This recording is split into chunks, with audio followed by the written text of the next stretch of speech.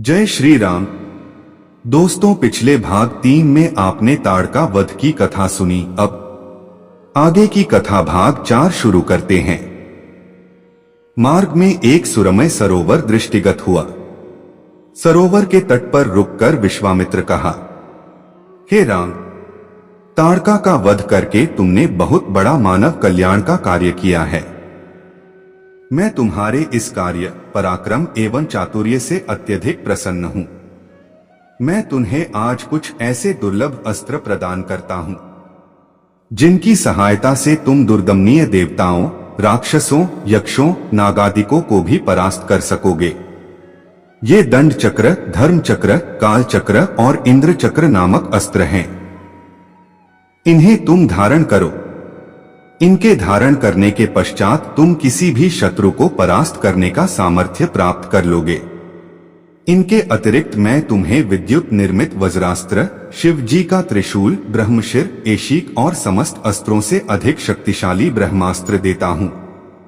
इन्हें पाकर तुम तीनों लोकों में सर्वाधिक शक्ति संपन्न हो जाओगे। मैं तुम्हारी वीरता से इतना अधिक प्रसन्न हूं कि तुम्हें प्रचंड मोदकी व शिखर नाम की गदाएं प्रदान करते हुए मुझे अत्यंत हर्ष हो रहा है। मैं तुम्हें सूखी और गीली दोनों ही प्रकार की अश्नि व पिनाक के साथ ही साथ नारायणास्त्र, आग्नेयास्त्र, वायव्यास्त्र, हयशिरास्त्र एवं क्रौंच अस्त्र भी तुम्हें प्रदान करता हूं। अस्त्रों के अतिरिक्त मैं तुम्हें कुछ पासे भी देता हूं जिनमें धर्मपाश, कालपाश एवं वरुणपाश मुख्य हैं। इनके पाशों के द्वारा तुम अत्यंत फुर्तीले शत्रु को भी बांधकर निष्क्रिय बनाने में समर्थ हो जाओगे। हे राम, कुछ अस्त्र ऐसे हैं जिनका प्रयोग असुर लोग करते हैं।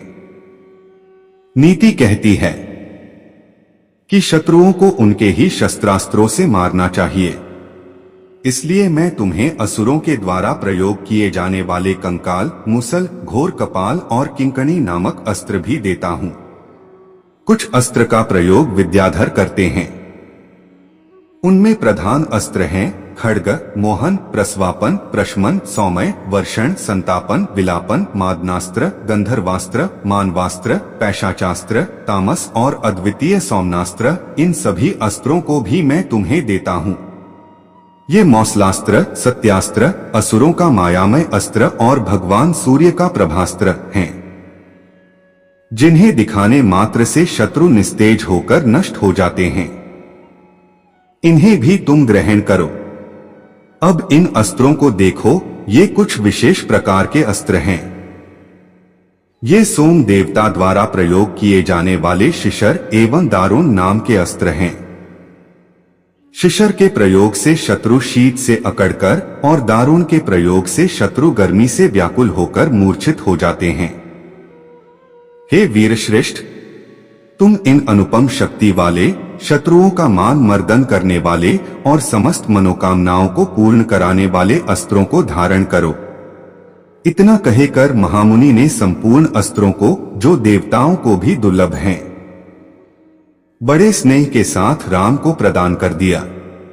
उन अस्त्रों को पाकर राम अत्यंत प्रसन्न हुए और उन्होंने श्रद्धा के साथ गुरु को चरणों में प्रणाम किया और कहा, हे गुरुदेव, आपकी इस कृपा से मैं कृतार्थ हो गया हूं। अब देवता, दैत्य, राक्षस, यक्ष आदि कोई भी मुझे परास्त नहीं कर सकता। मनुष्य की तो खैर बात ही क्या है, किंतु मुनिवर, इसी प्रकार के अस्त्र गंधर्वों, देवताओं, राक्षसों आदि के पास भी होंगे और उनका प्रयोग वे मुझ पर भी कर सकते हैं।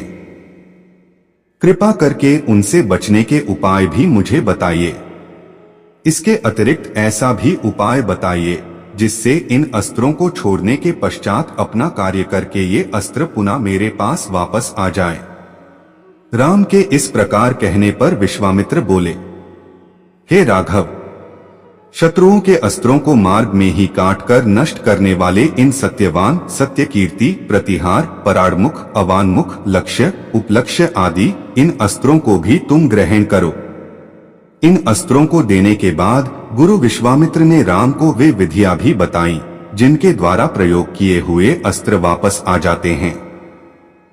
चलते चलते वे वन के अंधकार से निकलकर ऐसे स्थान पर पहुंचे जो भगवान भास्कर के दिव्य प्रकाश से आलोकित हो रहा था, और सामने नाना प्रकार के सुंदर वृक्ष, मनोरम उपत्यका एवं मनोमुग्धकारी दृश्य दिखाई दे रहे थे।